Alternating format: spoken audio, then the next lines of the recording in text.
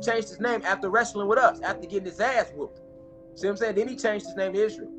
And the reason they told you he changed his name to Israel is because Satan took on 1,000,000 names after we whooped his ass. He turned himself to Zeus. His real name is Zeus.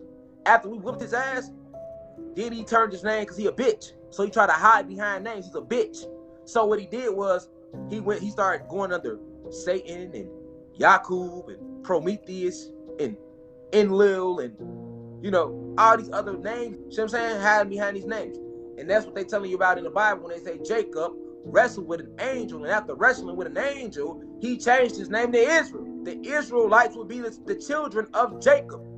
So the human beings are the true Israelites. Now that we know the human beings are the true Israelites, let's get deeper. Was Moses trying to free the Hebrew Israelites?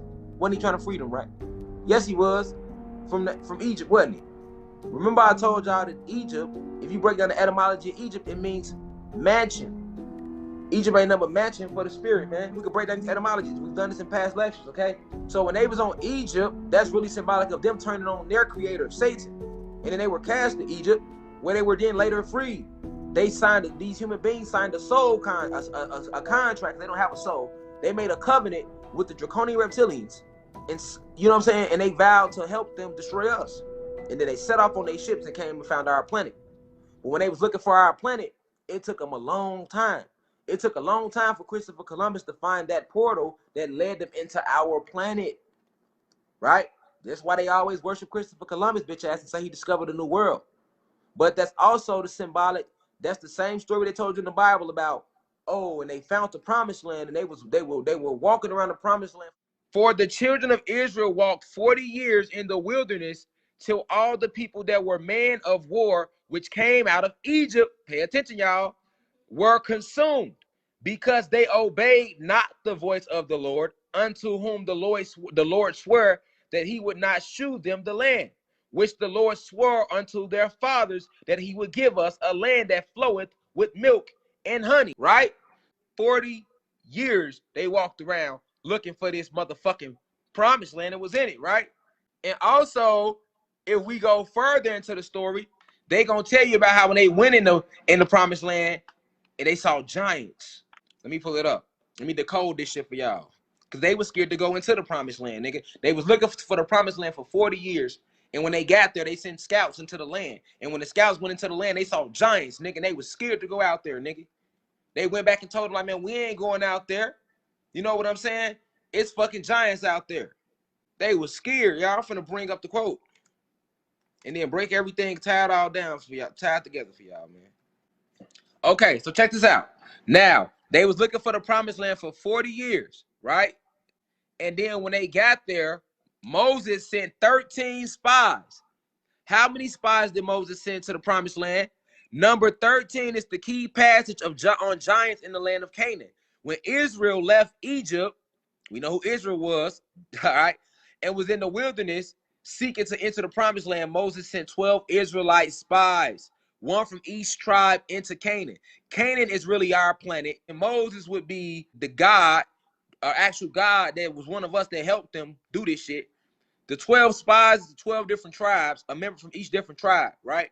And they came onto our land, nigga. And when they came out them portals in the Caucasus Mountains, this is what they seen. Caleb and Joshua had different eyes in their hearts. They saw the giants, but they saw God, and his strength was more. They believed he would conquer and lead them in victory because of their faith. They were the only men who were allowed to go into the promised land after the 40 years of discipline were completed. Because this is the story, y'all, of what the human beings saw when they first came to our planet. Check this out. Let me read it. This is what they saw when they came out the portals, nigga. This is in the Moses story in the Bible, nigga. There were also many instances of giants and look what number they used. This is in Numbers 13, y'all. If y'all want to go look it up in the Bible, it's in Numbers 13. They chose that for a reason. Remember, they wrote the fucking Bible, y'all. They wrote the Bible, y'all. So they just telling y'all what what was going through. It's all a code. I'm just breaking it down for y'all. Check it out. In Numbers 13, we read the story of Moses sending out the heads of the families, 12 leaders, to spy out the land that God promised them. Who was God? Their God is Satan. Their God is Zeus. Remember, Zeus is one of the gods, nigga. And who are they? They are the kids of Zeus. You see them? So that's why they spied out our planet, because Satan had promised them our planet. Let's read it again. All right. Moses sent out the heads of the families, 12 leaders, to spy out the land that God had promised to give them.